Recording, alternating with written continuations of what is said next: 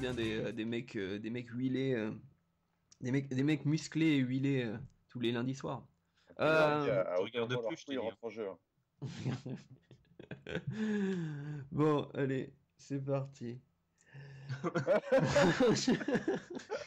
Les gars, on en est qu'au Oh deuxième là épisode là, la là. motivation. Bonjour et bienvenue. Oh là là, j'ai plus de voix. Bonjour et bienvenue dans ce deuxième épisode de Catch Up, votre podcast officiel des cahiers du catch qui vous parle de Monday Night Raw, mais aussi des pay-per-view.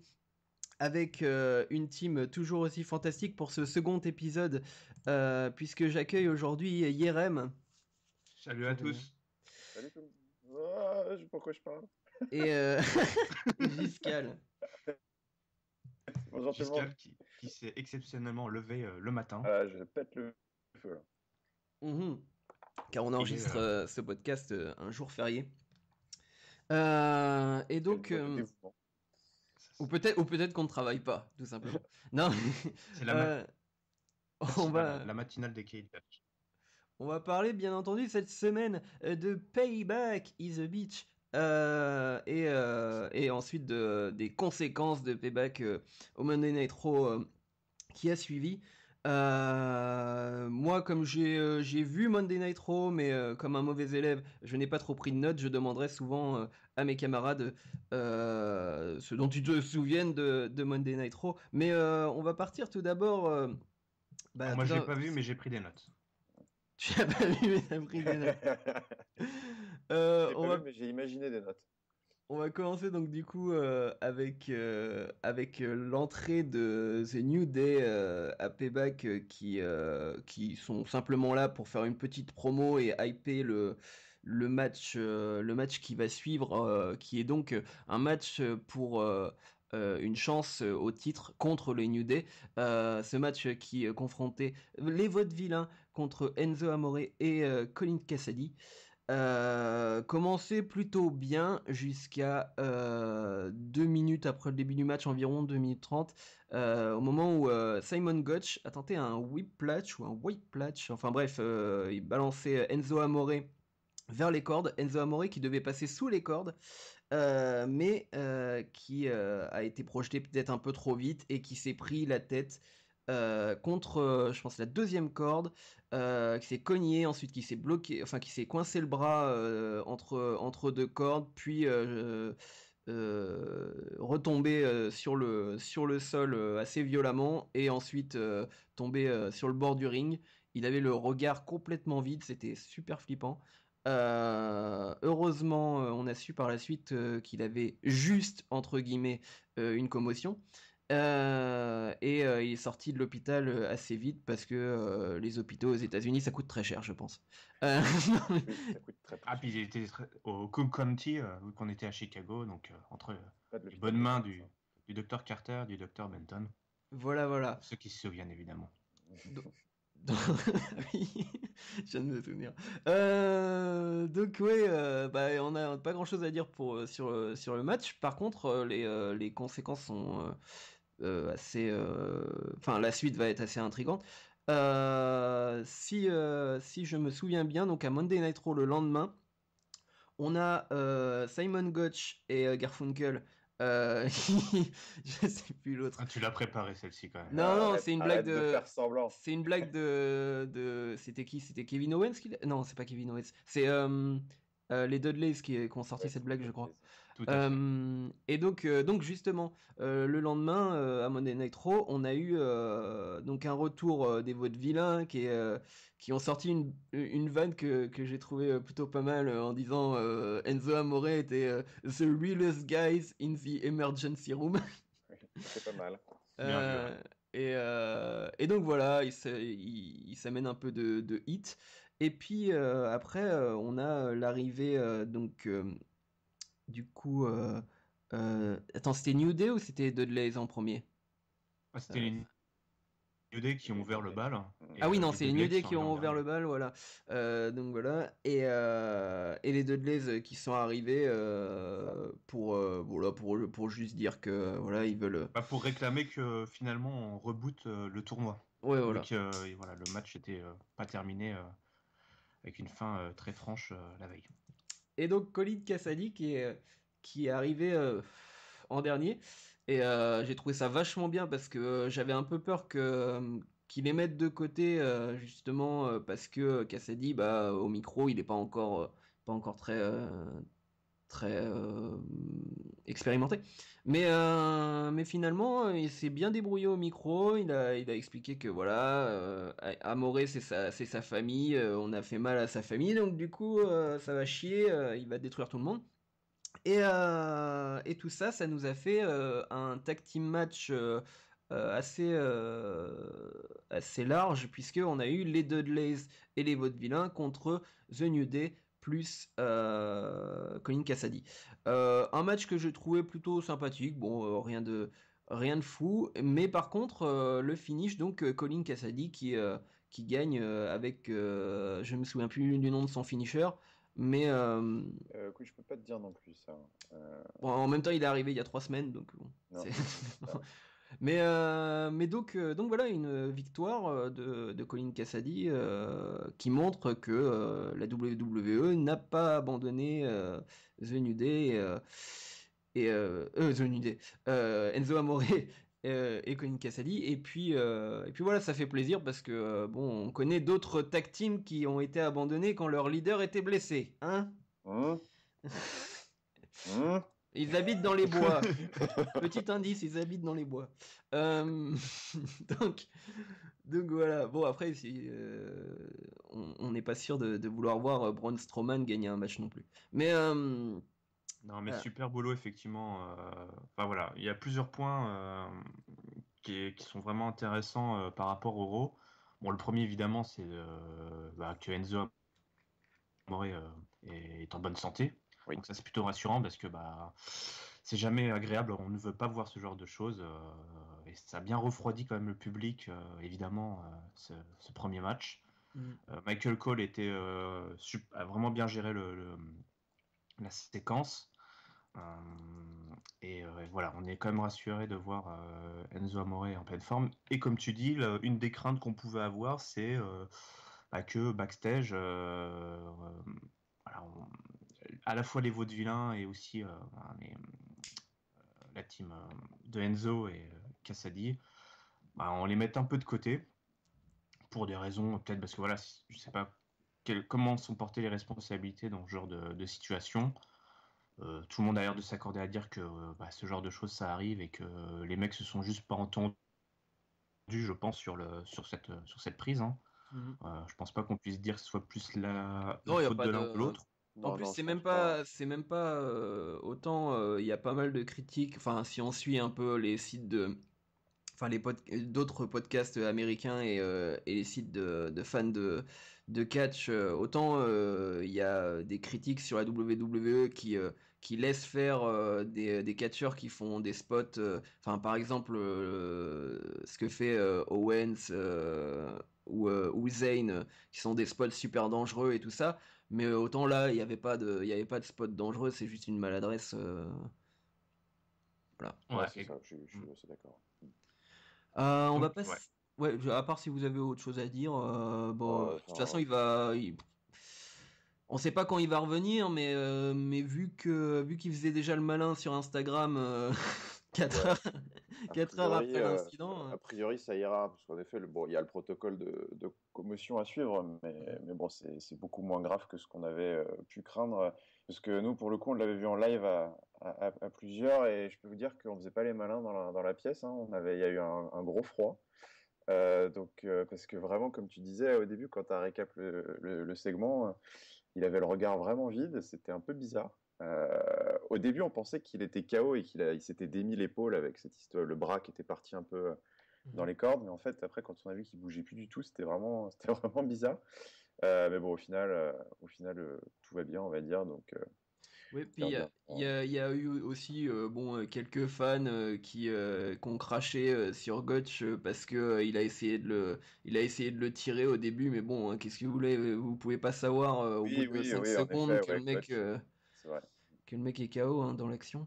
Oui, puis c'est pas Euh, comme s'il avait essayé de le remettre sur le ring direct et lui porter son finisher, en profiter, tu sais. Bon, mm. Ah, c'est ça, exactement. non, non.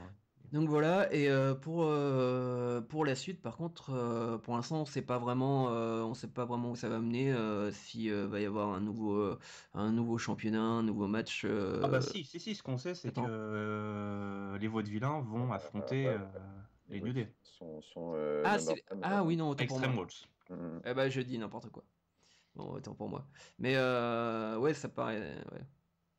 Bah, là, pour le coup, ouais, ça. Enfin, c'est peut-être aussi pour montrer au public que bon, on va pas se retaper 2 semaines de build pour savoir qui. Ouais, non, et puis effectivement, voilà, les New Day, on dit, voilà, comme ils ont dit, The Show Must Go On. Mhm. Franchement, moi, je pense vraiment que les Vaudevillains étaient destinés de toute façon remporter Je cette pense aussi, finale. ouais. Et voilà, et en plus, bah, les scénaristes ou les bookers sont malins, ils capitalisent sur cet incident. Voilà, là, clairement, les Vaudevillains récupèrent de la hit très facilement. Cassady récupère de la pop très facilement également. On a une super histoire qui s'est créée à partir bah, voilà, de ce malheureux incident. Voilà, ça aurait été dommage de repartir à zéro, alors que là, clairement, ça roule tout seul, hein. Mhm. Donc, par la suite, donc ça vous démontre quand même avec quelle attention j'ai regardé Raw. Mais bref. euh, Ensuite, donc on a eu Kevin Owens contre Sami Zayn, donc la rivalité qui dure depuis des années et qui arrive enfin à la WWE. Donc un match qui, je pense, pourrait prendre 20 minutes à résumer si on parlait de tout ce qui était impressionnant ou de séquences intéressantes. C'était le match de la soirée pour moi, mais autant j'ai un peu craché sur le fait que voilà, il y avait pas, je trouvais que ça manquait d'enjeu, etc. Mais faut avouer que Quel match. ils Ouais. se foutent sur la gueule, mais c'est et puis surtout ils font ça comment? Ils gèrent tellement bien les moments un peu plus calmes, les moments un peu plus speed. Et puis, moi, le spot qui m'a marqué, où j'ai fait, oh mon Dieu, enfin, je sais pas comment il tient debout, quoi. Après, c'est le spot sur le bord du ring avec Owens qui tente une powerbomb sur Zayn. Et Zayn qui contre et qui fait un backdrop de Owens sur pile, genre la colonne vertébrale, pile sur JBL disait, sur le bord du ring, il y a la structure, donc il y a la barre, et genre Ouais. il avait vraiment la colonne vertébrale pile sur le coin. Donc voilà, et ensuite Zayn qui enchaîne avec son DDT à travers, enfin au-dessus du ring à travers les cordes là que j'adore. Il en a fait un magnifique quoi. Et donc, finalement, Owens, après de nombreux spots que je ne vais pas vous raconter, Owens gagne grâce à un super kick et une powerbomb au bout de 25 minutes de match. Ils ont quand même tenu 25 minutes, c'est-à-dire, là, on va pas en parler tout de suite, mais le main event a aussi fait 25 minutes. Donc c'était équivalent d'un main event au niveau durée. C'était sûrement aussi pour rattraper le temps perdu du tag team match. Mhm. Donc voilà, et juste après, alors avant que vous parliez du match, et juste après, Owens quand même a la force de taper encore 15-20 minutes à faire du commentaire, à faire de la promo, enfin il est hallucinant quoi. Mais donc Ah bah, voilà, juste le match, vous en pensez quoi? c'était Kevin Owens Night, hein. Ouais, bah, enfin, le match était top et il faut absolument. Là, on n'est pas rentré dans les détails à vous raconter tous les spots, mais pour ceux qui ne l'ont pas vu, il faut aller le voir hein, parce que c'est vraiment, c'était vraiment du sacré boulot. Alors, l'histoire ne nous dira pas si ils ont changé un peu le planning du pay-per-view et qu'ils nous ont mis ça pour réveiller la foule après le truc un peu, enfin l'accident de Enzo, ou si c'était prévu comme ça. Bon, les deux sont possibles, mais en tout cas, bon, bah, un énorme match. Et surtout, moi, bon, toi, tu avais tes doutes par rapport, Hank, par rapport aux enjeux du match et tout. Ouais. Moi, j'avais pas mes doutes, mais en tout cas, j'y allais en novice parce que c'était mon premier vrai Owen Zane en pay-per-view. J'étais pas trop un suiveur de NXT et encore moins de leur carrière avant la WWE, donc j'y allais un peu au doigt mouillé. Je savais pas trop à quoi m'attendre. Bah, de toute façon, ça, au premier coup d'œil, on voit tout de suite qu'ils se connaissent par cœur et que du coup, ça leur permet de faire énormément de choses qu'on peut pas forcément voir dans d'autres matchs. Ils ont une alchimie superbe. Et puis surtout, tu vois, tu parles de spots super violents. C'est aussi l'avantage de se connaître depuis 15 ans, c'est de pouvoir exactement connaître les limites de l'un, de l'autre et de pouvoir de pouvoir donner au public des spots absolument hallucinants, tout en sachant très bien que le mec en face est OK, va bien. Donc bah ouais, super match. La victoire me semble logique pour Owens parce que ça va continuer et ça va durer longtemps cette feud. Donc c'est du bon boulot et je pense que Zayn aura le temps de revenir à la charge. Ou bah, d'ailleurs, comme on le verra après par la suite, hein, mais d'avoir quelques petits chassés croisés avec Owens dans les mois qui viennent. Donc c'est bien joué. La suite est vachement bien jouée aussi, mais vas-y, j'en reparlerai après. Je laisse. Merde. C'était qui? Irem. Irem. Ouais. Autant pour moi. Irem jusqu'à l'Irem, enchanté. Ouais, donc bah, pas grand chose à rajouter. Effectivement, voilà, la science du catch dans toute sa splendeur pendant 25 minutes.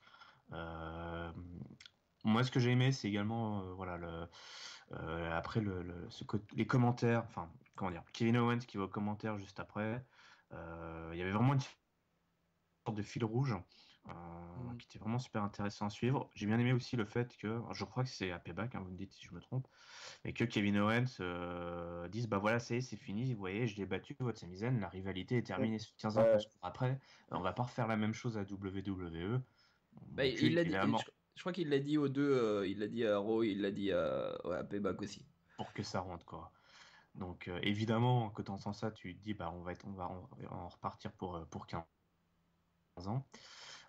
Voilà, donc ouais, super, effectivement, on pouvait reprocher un petit peu une sorte de build-up un peu facile pour cette rivalité tellement naturelle qu'un simple package vidéo avec des images d'archives de Owens et Zayn à Disneyland suffisait.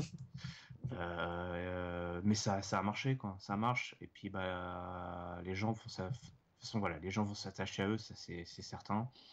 Et ouais, c'était vraiment la bonne opération pour effectivement ressortir de cette torpeur dans laquelle on était juste après l'introduction du pay-per-view. Je pense que pour faire découvrir cette rivalité historique à un public, bah, comme moi par exemple, je pense que c'était vraiment un super moyen de le faire et un super match. Ok. Donc par la suite, on a eu le match qui suivait tout simplement, c'est Cesaro contre Miz pour l'Intercontinental Championship.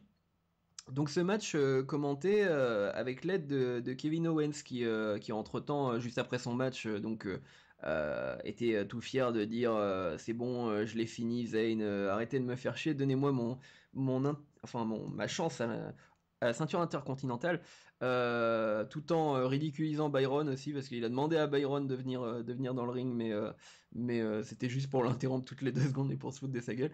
Et donc le match Cesaro contre Miz, vraiment bon match, j'ai bien aimé.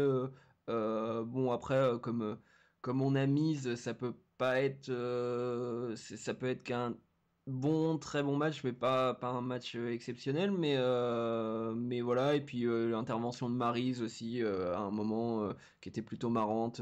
Et puis faut avouer que Owens a un petit peu pour le coup, c'est Vince Russo dans le podcast de Wrestling Inc. Cette semaine qui disait que. Alors lui, il trouvait ça pas bien, mais il disait que Owens avait finalement sapé un peu l'intérêt du spectateur pour le match, tellement il passait de temps à parler de lui-même et à vanner les autres. C'était même pas vanner, enfin, j'ai jamais entendu un catcheur défoncer autant des commentateurs, mais mon Dieu, il y a eu des shut-up toutes les 2 secondes, mais en plus il sort, enfin, ce qui est particulier, j'aimerais bien savoir son rapport avec Michael Cole, mais c'est génial. mais enfin Michael Cole, ce qui se prend, et c'est même plus des vannes gentillettes, hein. Il y a des trucs qui sortent qui sont juste vrais, quoi, où il relève le moindre truc.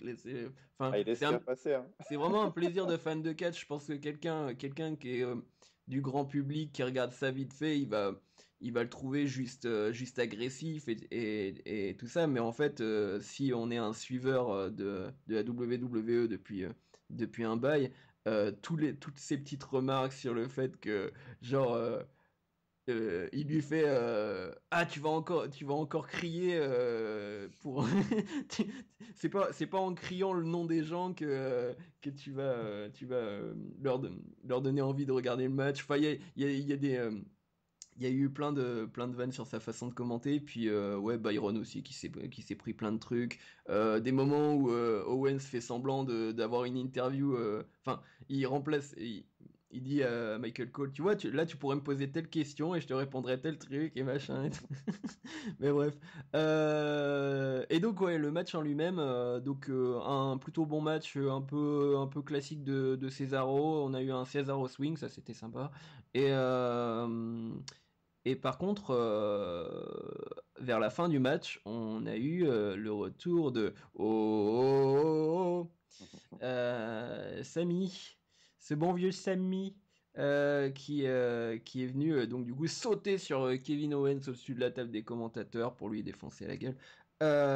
Et ils ont continué à se battre et bizarrement, à un moment, ils ont voulu aller sur le bord du ring, on ne sait pas pourquoi. Ils ont monté sur le bord du ring pour se battre. Et ça a distrait l'arbitre pile au moment où Cesaro faisait un crossface au Miz et que Miz était en train de taper. Donc Cesaro se fait avoir sur le coup. Forcément, au moment où l'arbitre se retourne, Cesaro lui va pour engueuler les deux gars, les deux anciens d'NXT. Et c'est à ce moment-là que Miz en profite pour faire un roll-up et victoire du Miz. Et voilà le travail. Euh, donc, de toute façon, on fera jamais gagner le Miz contre Cesaro sans une DQ ou un roll-up. Mais donc voilà, le match sympa. Et puis par la suite à Raw, je sais pas si j'en parle tout de suite de ce qui s'est passé à Raw. Tu peux, on peut, Ah on oui, peut oui, faire une vas-y, analyse vas-y. globale. Ouais, Ouais, vas-y. faisons ça. Donc par la suite à Raw, ah, je suis en train de me dire, est-ce que je me souviens exactement de tout ce qui s'est Oh, passé? mec, on vient de le pousser dans la falaise, quoi. Non, non, non, Ouais, mais non, c'est mais moi, vas-y, hein. saute. Donc, en clair, t'as comment Owens. Je crois que c'est. Attends, il y a Owens qui est arrivé. Non, bah allez-y. S'il y a quelqu'un qui s'en rappelle dans l'ordre. Bah, c'est Kevin Owens qui débarque pendant le segment d'introduction avec les McMahon, dont on reparlera peut-être un peu plus tard, Mhm. qui réclame à nouveau son rematch. Donc là, bien, le mec, il lâche pas le morceau Ouais. pour le match, pour le titre intercontinental, évidemment. Sur ces entrefaits, je crois que Cesaro débarque Ouais. pour dire que bah, lui, il a battu le Miz, mais que l'arbitre n'a rien vu et que c'était à cause d'Owens. Et du coup, bah, Shane McMahon book un match entre les deux pour déterminer un nouveau. Je crois hein, que c'est l'enjeu du match est de déterminer le prochain contender Tout à fait. pour le titre entre Owens et Cesaro. Et du coup, là, donc on a eu un match entre les deux Mhm. avec le Miz qui était au commentaire avec Maryse. Et Miz intervient pendant le match. Mhm. Et, et les deux s'en prennent à Cesaro. Enfin, Owens et Miz s'en prennent à Cesaro. Et évidemment, la musique dont tu nous as joué l'air retentit à nouveau. Et c'est Sami Zayn qui intervient. Et, et ils font fuir le Miz et Maryse. Et donc, résultat, bah, c'est un no contest entre les deux. Tout à fait. Et voilà. Donc, mais ça n'a pas donné lieu à un 2 contre 2 cette histoire, finalement. Mhm. Eh bien non, étrangement, mais c'est Et parce que le franchement, match avait déjà été un petit peu long, hein. Ça avait été un bon opener d'une 12-13 minutes, je pense. Donc, Ouais. ils n'ont pas enchaîné.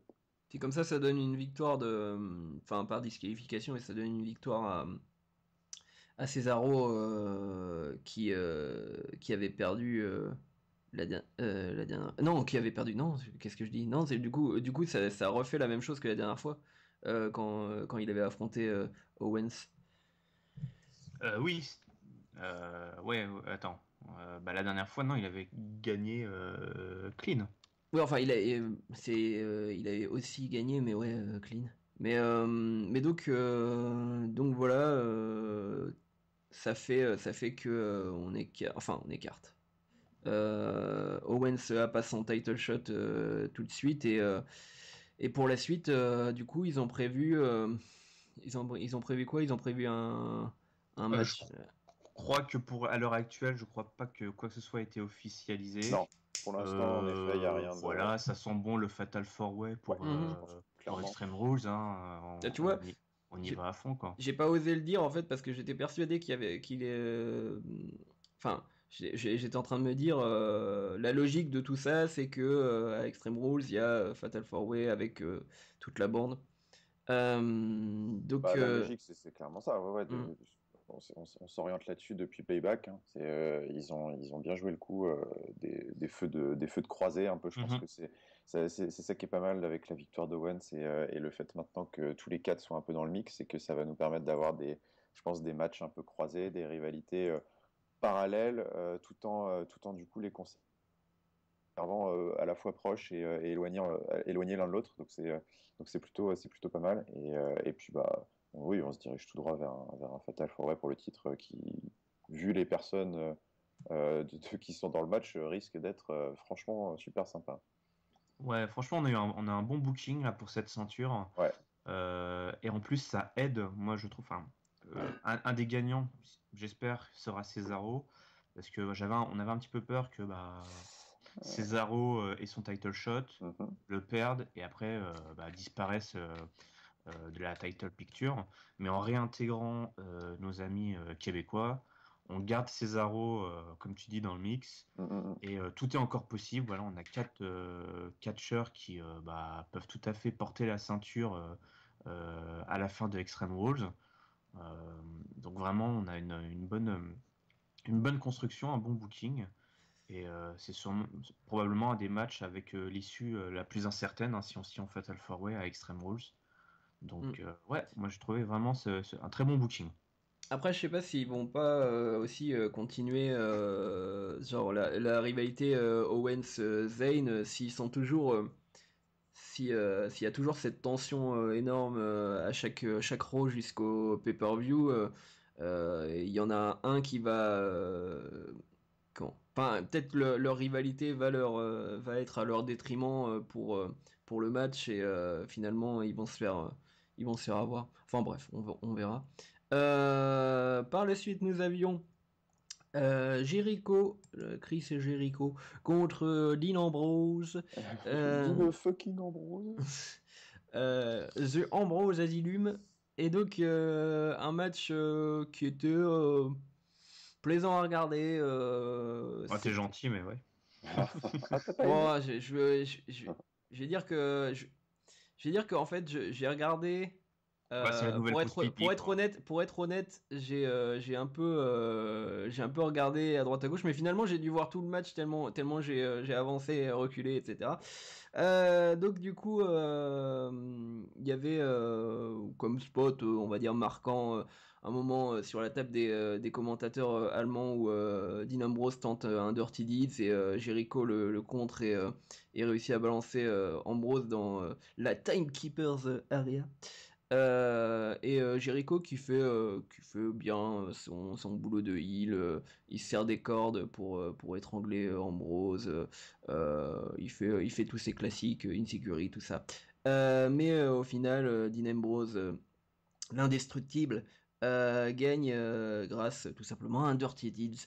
On pourrait croire, enfin je sais toujours pas en fait si la rivalité est finie parce que d'un côté on a le lendemain à Raw Stephanie McMahon qui décide que l'Ambrose Asylum c'est fini et que Jericho récupère son highlight reel.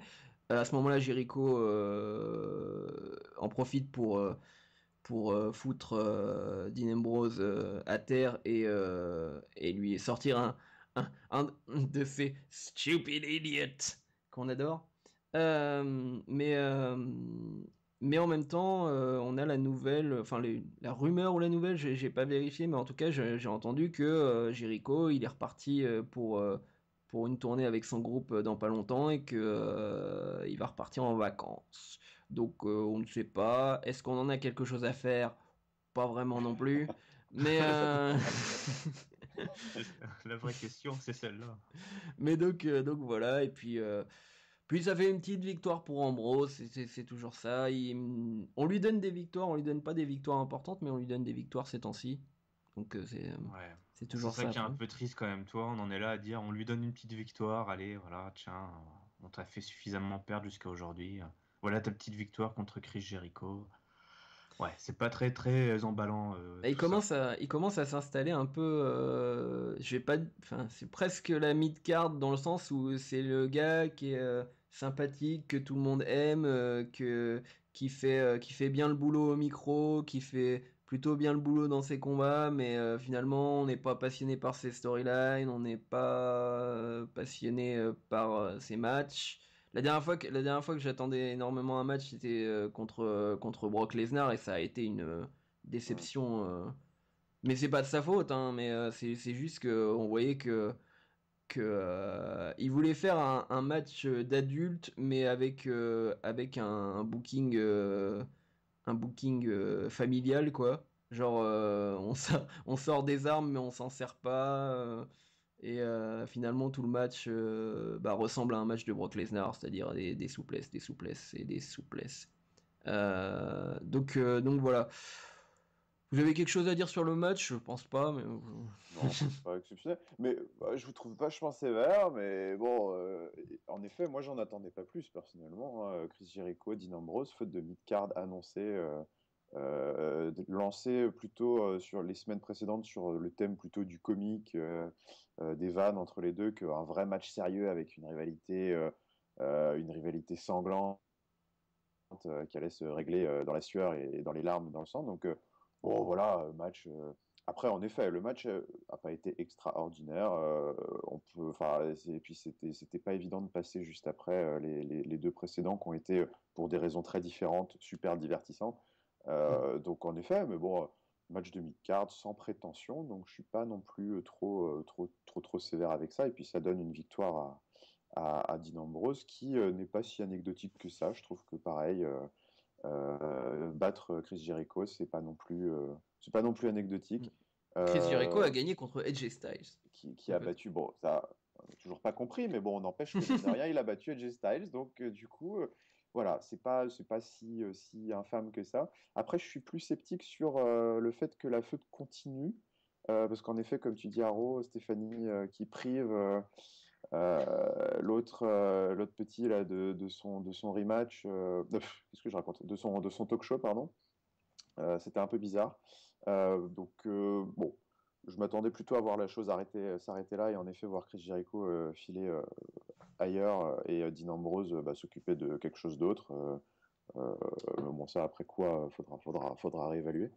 Mais c'est peut-être ça aussi, d'ailleurs, je me C'est fais la c'est réflexion peut-être en c'est peut-être parlant.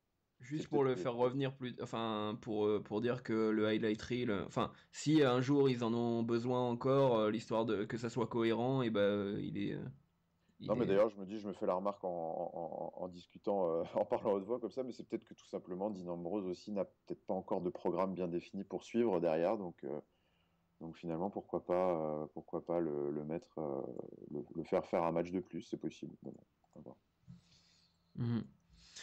On va passer à Natalia contre Charlotte. Donc avec Ric Flair d'un côté, enfin du côté de Charlotte, et Bret Hart du côté Natalia. Bret Hart qui, avant qu'on parle du match, avait tellement pas envie d'être là. Ah C'était putain, c'était incroyable! hallucinant. Ah là Le là. mec Ah, bon, avait la ça m'a pas gueule, surpris. genre, s'il avait des menottes au poignet, ça irait bien, enfin, Non, mais ça, ça me ça irait rassure bien parce que avec on le. l'avait vu en live tous ensemble, on s'était dit, non, mais c'est pas possible! Mais ouais, fallait faire des arrêts sur image pour voir que le mec était bien aux abords du ring. Ah non, mais c'est Ouais, dingue! il a rien fait, mais enfin, Où je veux est dire, à part Charlie? la fin. Donc un match que j'ai trouvé un peu au début un peu lent, après ça s'est un peu accéléré, il y a eu beaucoup de prises au sol de soumission parce que voilà Natalia hein, c'est un peu c'est son truc. En fond de commerce. Hein. Charlotte a été, je le trouve, plutôt bonne et surtout elle a fait un magnifique moonsault à un moment qui était plutôt classe. Qu'est-ce qu'il y avait d'autre? Donc voilà, Charlotte a joué tout le temps soit à contrer des prises ou soit à s'échapper du ring. Tout ça, c'est fini au moment où comment Charles Robinson. Ah bah, Charles Natalia. Robinson. Non, Hein. ouais, je crois, ouais, Charlotte qui fait un sharpshooter, ouais, Charlotte qui fait un sharpshooter sur Natalia histoire de se moquer. Et Natalia ne tape pas, mais la cloche sonne en référence, enfin avec donc du coup Charlotte Robinson en arbitre, en référence au Montréal Screwjob.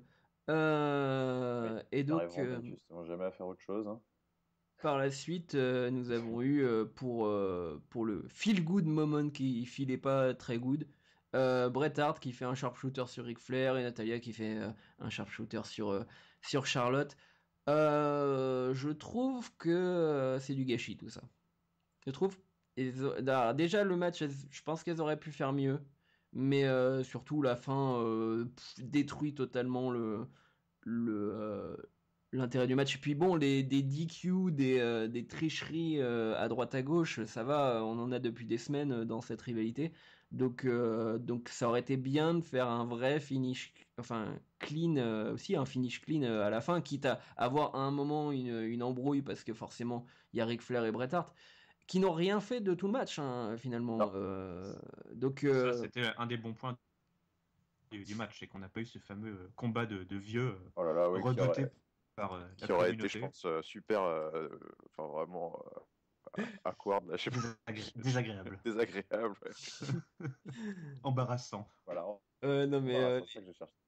les deux étaient pas loin de. Même Ric Flair, j'avais l'impression les deux étaient pas loin de s'endormir quand même. Hein. C'était Ouais, long. s'invectiver de temps en temps, mais très mollement. Ouais. C'était Genre, surtout Bret Hart qui, justement, je pense, devait se demander où il était, je sais pas. Bret Hart, des moments, il bougeait un peu le bras, Vaguement les lèvres. il, il faisait un mètre à droite à gauche. Mais donc voilà. Par la suite, donc la suite à Monday Night Raw, si quelqu'un peut m'aider là-dessus, je crois qu'on continue quand même sur Natalia et Charlotte. C'est le silence total. Écoute, Arrow, Ils en ont parlé. Ah, oui, c'est-à-dire qu'effectivement, Charlotte et Ric Flair débarquent sur le ring et dit qu'elle est surprise qu'on l'accuse d'avoir oui, participé à une conspiration, d'avoir triché. Et ils font venir justement Charles Robinson sur le ring pour qu'il fasse preuve de bonne foi, comme quoi il était plus blanc que blanc. Moment embarrassant évidemment parce que Charles Robinson est un ami de la famille, euh, très proche des Flair depuis le début de sa carrière, puisqu'il était, je suis allé voir sa fiche Wikipédia là avant qu'on commence. Il était l'arbitre heel rattaché au fort Horsemen, et donc voilà, il n'a jamais été très clean vis-à-vis des rivalités impliquant Flair. Donc voilà, ils essaient plus ou moins de prouver leur bonne foi. Clairement, personne ne mord à l'hameçon. Et sur ces entrefaits, Natalia débarque et dit que bah, tout ça, c'est pas un problème avec Robinson, qui est corrompu jusqu'à l'os, c'est encore à cause de Ric Flair, hein, qui paye un arbitre, qu'ils en ont, qui supportent pas l'idée que les Hart, c'est la famille supérieure du catch. Mhm.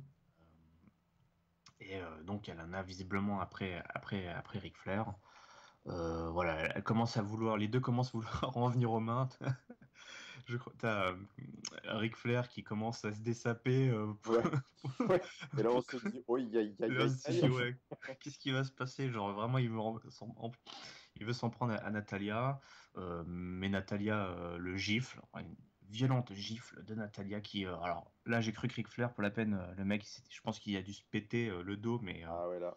il a dû finir à l'hôpital parce qu'il a fait une de ses cascades. Voilà, le père repart avec la fille, bras dessus, bras dessous. Natalia, je sais pas trop ce qui s'est passé, mais récupère les affaires de Ric Flair. Récupère sa Je sais- Rolex offerte récupère sur sa sa Rolex et fenêtre. sa bague de Hall of Famer, Ouais, j'imagine. ouais, absolument. Donc après Natalia la pétomane, on a Natalia la kleptomane. Ah, exactement. Et je crois qu'en coulisses, Stéphanie annonce que voilà, il y aura un submission match à Extreme Rules. Voilà. Voilà pour le titre. Ce qui semble relativement convenir à Charlotte. En tout cas, ça la fait pas broncher. 2, Ouais.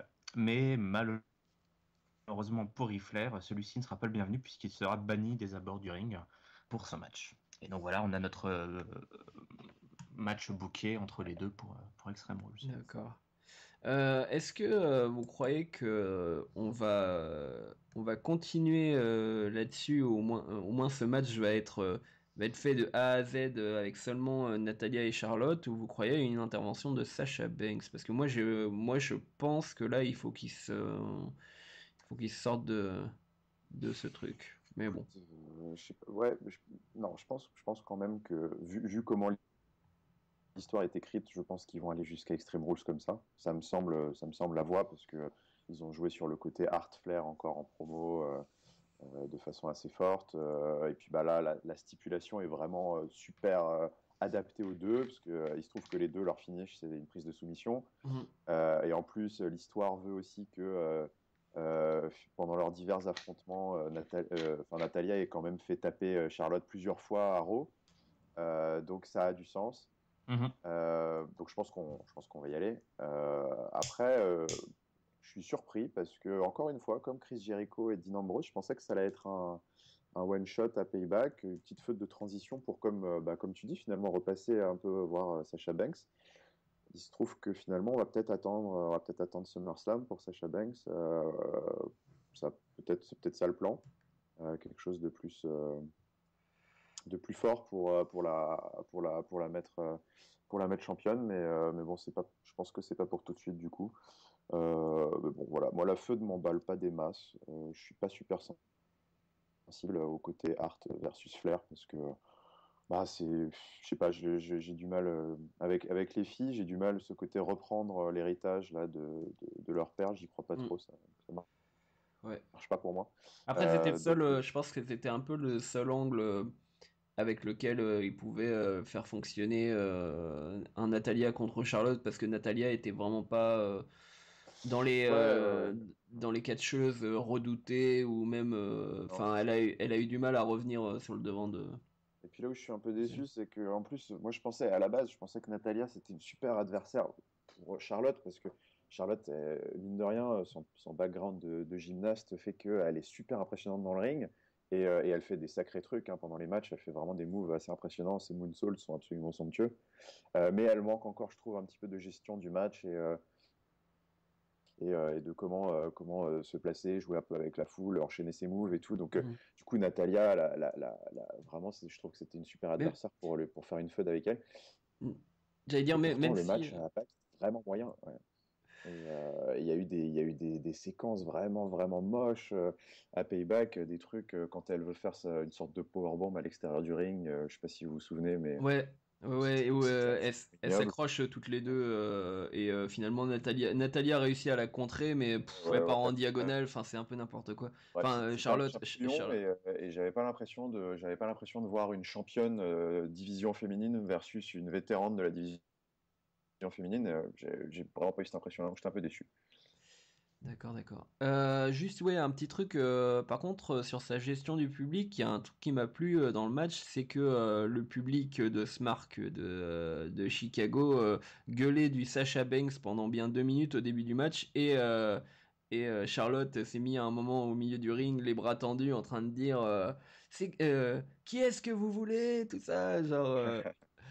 en se foutant un peu de leur gueule. Bon, elle a encore du chemin à faire, mais bon, c'est Ouais, mieux mais que. il y a de la progression, comme tu dis. Il y a Ouais, de la c'est progression. c'est mieux que quand elle s'arrêtait en pleine promo pendant Monday Night Raw, comme si elle allait tomber Oui, en pleurs. c'est vrai. De Donc, douloureux souvenirs. ouais, non, mais franchement, c'était horrible ce passage. Je me Ouais. suis dit, merde, et mal pour elle. Juste après, nous avions un segment 100% Monday Night Raw.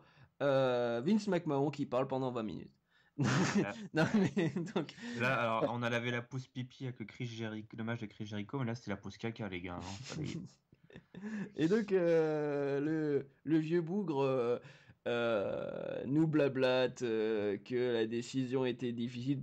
Ouais, bien sûr, il allait parler de la décision de choisir Shane McMahon ou Stephanie comme GM de Monday Night Raw.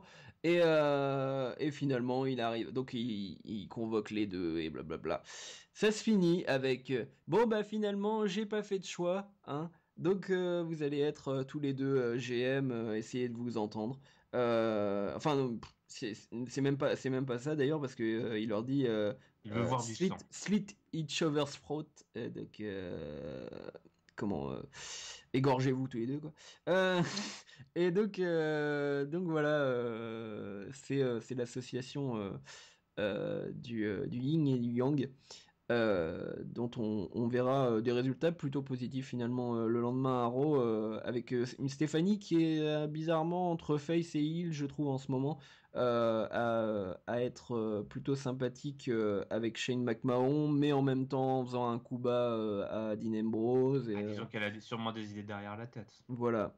Mais elle a très bien, je trouve qu'elle a très bien joué la transition, Stéphanie. Donc voilà, c'était juste ça. Vous voyez, je voulais résumer en 1 minute 30, ça a duré 20 minutes. Euh, et donc, on a ce main event de Roman Reigns contre AJ Styles. Un match que j'ai trouvé plutôt très très sympathique en fait. Mais peut-être que le match aurait été moins bon s'il n'y avait pas eu tout le cirque de la fin du match que j'ai trouvé assez amusant. Donc AJ Styles gagne tout d'abord par décompte en dehors du ring de Roman Reigns. Mais Shane McMahon arrive. Sur un sacré spot, hein, quand même, hein, faut le dire. Moi, Oui, j'aime oui. Bah, attends, j'essaie de beaucoup. m'en souvenir. C'était Bah, quoi? c'était un flying forearm à travers la table des Ah ouais. commentateurs. Franchement, c'était Ah fort. oui, oui, Pas le genre de spot où tu t'attends à ce que la table pète, vu Ouais, ouais. comment des fois ils galèrent à faire péter la Ouais, table ils ont bien dévissé les Ah boulons ouais. en dessous, là, c'était bien Ouais. joué. Il en a Ah, c'était sorti, fort. il en a sorti un paquet d'ailleurs des Flying Forearms. Mais Oui. donc Shane arrive pour dire non, non, non, pour que le match continue et qu'il y ait un vrai vainqueur. Donc on aura un match sans count-out. Donc un match qui se finit dans le ring. Et donc plus tard, on a AJ Styles qui refait un phénoménal forearm, mais cette fois-ci, Roman Reigns lui fout un low blow. Juste à ce moment-là, donc voilà, et puis donc il fait le tomber.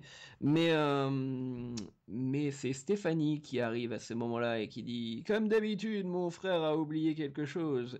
Relancez le match, cette fois il n'y a pas de disqualification. Donc les deux y retournent au charbon. Et au bout de quelques minutes, Gallows et Anderson arrivent pour sauver AJ Styles d'une mauvaise posture. Donc voilà, ils interviennent et puis ensuite ils sont ringside en train d'attendre que leur pote réussisse son match. Mais les Usos arrivent un peu plus tard aussi pour intervenir. On a d'ailleurs un spot un peu bizarre où Reigns s'énerve et saute à travers les cordes pour défoncer tout le monde sauf AJ Styles. Parce qu'il y avait un troupeau avec les deux tag teams, mais AJ Styles était sûrement caché sous le ring quelque part. Probablement. Euh, Donc à la fin, finalement, Roman arrive à éviter un phénoménal forearm de AJ Styles. Je vous promets, il a pas que ça comme prise, mais c'est ce que c'est son finisher. On a senti quand même qu'ils ont voulu bien le pusher, ce finisher, pendant le match. Ouais. Et donc voilà, il évite le phénoménal forearm, il lui fait un spear, le compte de 3. Donc Roman Reigns a gagné le match. Mais juste après le match, nous avons une discussion entre Shane et Stephanie et Vince. Et ils disent euh, ouais, finalement, AJ Styles, quand même, il a bien mérité son rematch. Donc direct, on sait qu'il y aura un rematch à peine une minute après le match à Extreme Rules pour la ceinture. Qu'est-ce que vous avez pensé du match? Bon, finalement, j'ai pas parlé de spot en particulier, mais je trouve Roman Reigns a vachement bien vendu les prises de Styles et pour le coup, il a bien tenu. Donc voilà, il faut toujours le bon adversaire pour sortir le bon match de Roman Reigns, mais celui-là était enfin du niveau d'un pay-per-view. Ouais, on nous a sorti un Roman Reigns résistant, hein, qui a subi les assauts d'AJ Styles. Moi, j'aime bien cette partition, d'autant plus que la différence de gabarit entre les deux était assez impressionnante quand ils étaient en face à face. Il y avait vraiment cette impression de guerrier que représentait Roman Reigns. Donc, une bonne alchimie entre les deux. Hum, et ouais, bon, alors après, l'overbooking tant redouté est arrivé. J'avoue qu'à force, ça me sortait un petit peu du truc. Bon, là, 2-3 jours après, ça va mieux. Mais voilà, ces matchs relancés par 2 fois, c'était un petit peu poussif. Tout ça pour arriver à ce que tout le monde attendait évidemment, c'est-à-dire l'intervention des deux sidekicks, des deux copains embarrassants de Jay Styles et des Usos par la suite. Mais j'ai beaucoup aimé la prestation d'AJ Styles et de Roman Reigns, c'est surtout ça que je retiens. Euh, et, euh, et effectivement, après, bon, voilà, ce rematch décidé backstage pour Extreme Rules dans la foulée. Bon, bah, voilà, moi, c'est vite, comme ça, au moins, c'est vite booké, c'est très bien pour les pronostics, pour la rubrique pronostics des cahiers du catch. On a tous nos matchs déjà bookés ou presque pour Extreme Rules. Donc, Ouais, en effet. C'est le petit côté un peu décevant. Mais... Oui, c'est un peu trop facilement booké, Ouais. les mecs. Voilà, ça c'est certain. Mais je trouvais, voilà, un main event haché à cause des deux, voilà, de ces interventions de nos nouveaux GM, mais assez solide dans le ring et qui vraiment m'a donné une bonne impression de Roman Reigns, qui est bon quand effectivement on lui donne un bon adversaire et surtout quand il décide de jouer une partition que lui sait bien jouer quand. Mhm. Autre chose? Écoute, moi sur le match, alors moi c'est perso, hein, mais moi j'ai adoré l'overbooking, hein, mais ça c'est mon grand truc, hein, c'est mon Ah côté. moi non mais j'ai bien aimé aussi Euh, hein. donc j'ai vraiment adoré. Et puis bon, on va dire que ça jouait un peu sur le. On avait du mal à voir l'intérêt du segment juste avant. Bon bah au moins ça a donné un petit peu de consistance au segment précédent qui avait été très très long avec le blabla de messieurs de McMahon et de Stéphanie là. Bon bah après moi sur le match super. Je trouve qu'en effet, bah, comme je disais vite fait, ils ont vraiment poussé fort, je trouve, le Flying Forearm, hein, pas de Styles Clash. Il y a eu un petit, c'est quoi, c'est le Calf Crusher, là, cette prise de soumission, je crois, vite fait, Ouais. il a essayé de la placer. Mais c'est vrai que dans l'ensemble, on sentait que c'était le Flying Forearm, qui, mine de rien, a quand même couché pour le compte de 10 Roman Reigns à l'extérieur du ring, donc c'était quand même assez fort. Euh, et puis après sur le match en général, moi j'ai bien aimé la dynamique, j'ai bien aimé toujours. On est arrivé à Payback avec une feud vraiment intrigante et je trouve qu'on même si c'est un peu facile de repartir avec les mêmes, on ressort quand même avec toujours beaucoup de questions puisque finalement il y a encore pas mal d'incertitudes. Les deux sont arrivés pour aider AJ Styles, mais AJ Styles reste quand même très face. Il y a eu cette histoire de low blow de Roman Reigns. Est-ce que c'est vraiment un accident? Est-ce qu'il a pas fait exprès? On peut se poser la question. Et puis bah, après, on verra ce qui s'est passé à Raw laisse aussi finalement des portes ouvertes dans les différentes directions que la feud pourrait prendre. Donc moi, je suis plutôt content de ce main event. Je suis très content que mon champion Roman Reigns conserve le titre. Et puis bah voilà. D'accord. Donc voilà, c'est à peu près tout pour le pay-per-view. Je vais rajouter quelques petites choses de Monday Night Raw. Pendant la séquence que vous ne connaissez pas encore, puisqu'elle a été enregistrée pendant le podcast perdu, euh, le deuxième podcast perdu, il y a une semaine et quelques. C'est la séquence Jobbers World. Ah oui, c'est vrai. Le monde des jobbers. Donc le monde des jobbers à Monday Night Raw, c'était d'abord Tyler Breeze qui s'est fait un copain de selfie en la personne de Goldust. Absolument. Donc voilà, et ils ont eu un petit segment avec Fandango et R-Truth. Tout ça pour amener à un match Tyler Breeze contre Goldust. Et un match qui n'avait pas forcément grand intérêt, à part le fait de donner incroyablement une victoire à Tyler Breeze. Donc voilà, je vois pas vraiment ce que ça va faire par la suite. On va peut-être avoir encore un tag team match entre Breeze, je sais pas, enfin peut-être qu'on va obliger Goldust et R-Truth à enfin faire un tag team contre Breeze et Fandango, ou Goldust Fandango contre, enfin bref, on s'en fout. Donc voilà, il s'est passé ça. Le deuxième Jobbers World est pas vraiment un Jobbers World, parce que finalement c'était un match avec beaucoup de jobbers, mais avec un intérêt. C'était la Battle Royale pour déterminer le prétendant à l'US Championship, qui est détenu toujours par Kalisto, si je ne me trompe pas. Oui. Puisque Ryback est en pleine crise nerveuse et que crise d'identité. Il balance des messages sur son blog avec des réflexions philosophiques sur le catch et tout ça en ce moment, et qu'il est à deux doigts de partir de la WWE. Donc un match que, je vous l'avoue, je n'ai pas regardé.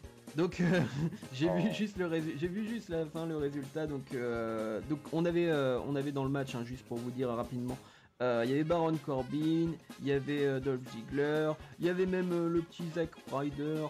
Il y avait Curtis Axel, ça fera plaisir à certains For Honor. Damien Sandow, Sin Cara, The Ascension, Sheamus, enfin voilà, il y avait plein de monde. Donc Rusev, le nouveau prétendant à l'US Championship, un retour après sa feud contre Cena il y a un an et quelques. Mais donc voilà, c'est une plutôt bonne nouvelle. On va voir ce qui se passe, mais bon, ça montre enfin que Rusev peut voler de ses propres ailes et n'est plus piégé par la League of Urination, hein, comme dit Grims, un YouTuber bien connu. Voilà, bon, ça vous dit Rusev US Champion. Rusev US Champion, ouais. Ça nous dit surtout de revoir cette ceinture un peu plus sur le devant de la scène, voilà, que la mettre autour des hanches de Kalisto. À la base, l'idée n'était pas déconnante. Malheureusement, je sais pas si c'est la faute de Kalisto, des bookers ou quoi, mais la ceinture avait complètement disparu des radars. D'autant plus que Kalisto était vachement lié à Sin Cara et que finalement ils avaient une tag team assez naturelle qui prenait bien.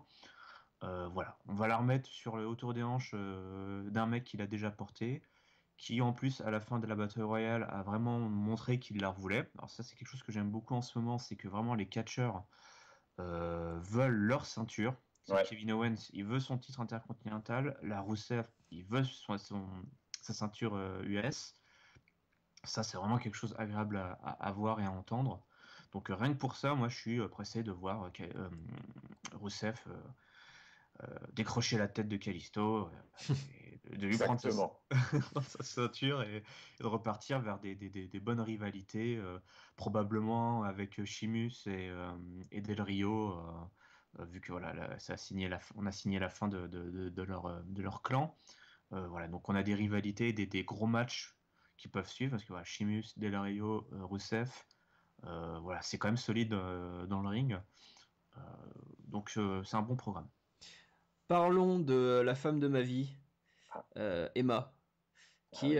qui était contre Becky Lynch. Et ça c'est du match que j'aime parce que Becky Lynch est la deuxième fan de ma vie. Alors choisir, hein. Emma. Mais parce que l'accent de Becky Lynch, c'est. Enfin, quoique l'accent de Emma, c'est entre l'accent australien et l'accent irlandais, je ne sais pas quel est le pire poison. Mais donc voilà, on a eu un match plutôt sympa. J'aurais pas de résumé à vous faire, mais ça s'est fini avec Emma qui met un doigt dans l'œil de Becky. Ouf. Une fourche, un coup de fourche. La célèbre prise fourchette. Et donc il a réussi à, euh, à la battre pour le compte de 3. Donc on a cette rivalité qui court, qui est à moitié soutenue par la WWE. Au début c'était que à SmackDown, ça commence à être à Raw. J'espère qu'elles se feront une place dans un pay-per-view parce que voilà, c'est deux très très très bonnes catcheuses. Pour moi, elles sont dans le top 5, je pense. Les trois meilleures catcheuses de la WWE en ce moment, Sasha Banks, Emma et Becky Lynch. Pour moi, c'est vraiment les trois que j'adore. Voilà, et pour finir, donc un match qui servait pas à grand chose à part faire patienter. AJ Styles, Luke Gallows, Carl Anderson contre Roman Reigns et les Usos.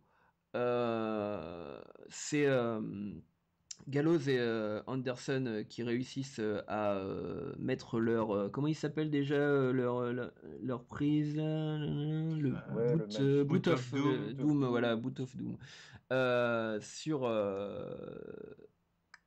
Sur un Reigns. sur Reigns, oui. Bah oui. Et juste après AJ Styles qui réussit à faire un tombé. Et donc voilà, c'est AJ Styles et Gallows et Anderson qui gagnent.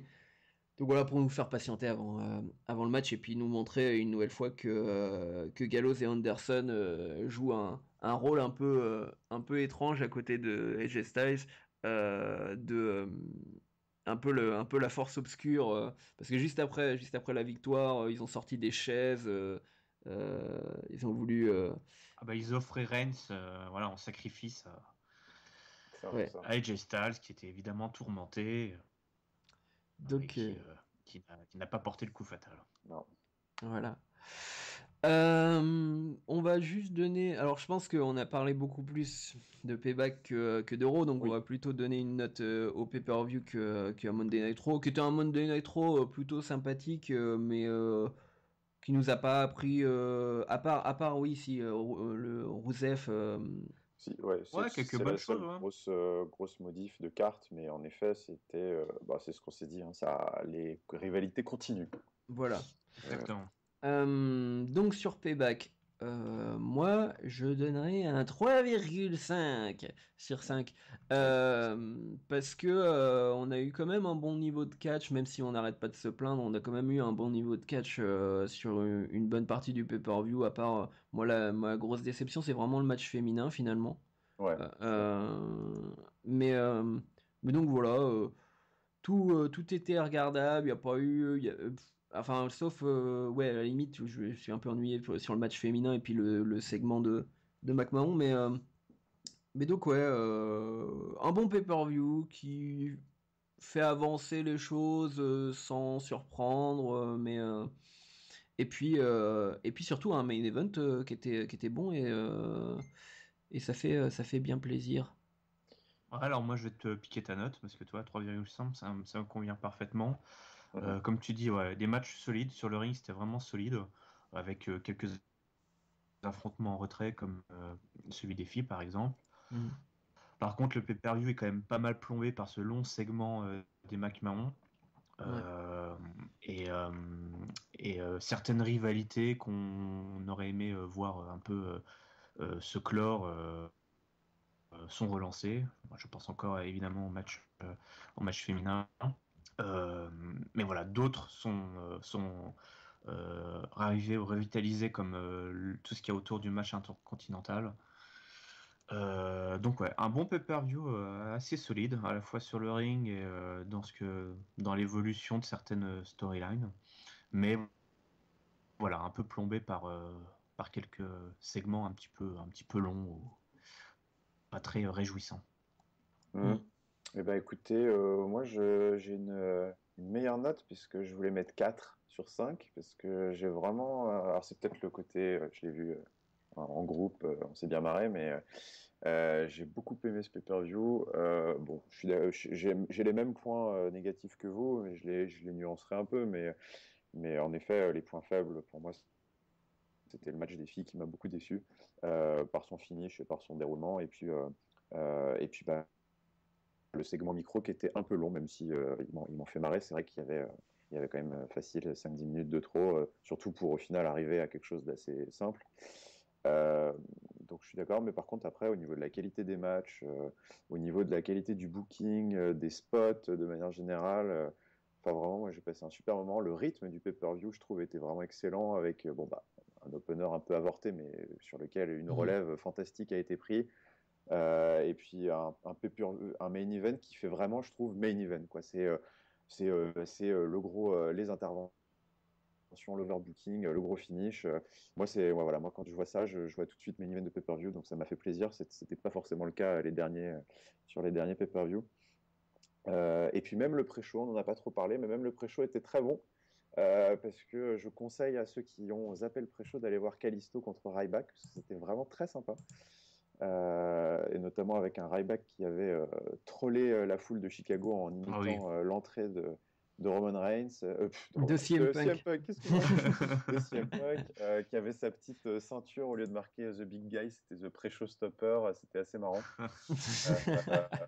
Et puis d'ailleurs, même le match était super cool. Je trouve que Kalisto et Ryback, bon, maintenant ça suffit, ça fait 3 fois là, mais ils ont une bonne alchimie, ils racontent une histoire facile et qui marche bien. Donc voilà, petit aparté sur le pré-show. Donc 4 sur 5 pour moi, très bon pay-per-view.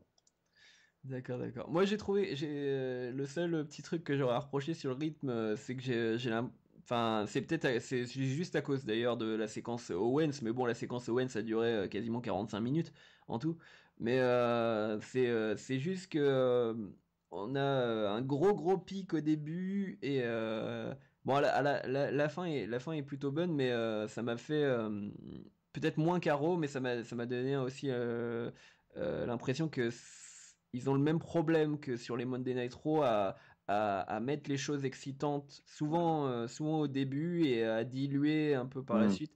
Mais bon, le niveau des matchs était vraiment bon en général. Puis voilà, on n'a pas eu un seul match post-pipi finalement, même si on blaguait tout à l'heure. Il y a plus de match de diva qui sert à rien. Il y a pas de match de jobber pour faire monter le show à 3 heures. Donc voilà. Et c'est tout pour cette semaine. Je vous remercie de nous avoir écoutés pour ce podcast totalement brouillon, du moins de mon côté, parce que j'ai pas eu trop de temps pour mater Monday Night Raw. On est sorti comme un chef. C'était très bien. Mais avec votre aide, heureusement. Je vous remercie. Donc je remercie Yerem. Ouais, merci à vous. Et je remercie Fiscal. Et à la prochaine. Merci les gars, à bientôt. Voilà, on vous dit à bientôt pour un nouveau catch-up, on l'espère bien enregistré et bien à temps pour votre week-end que vous pourrez, podcast que vous pourrez écouter dans votre voiture, dans votre bus, dans votre métro, enfin bref. Bonne semaine, pleine de catch et à bientôt.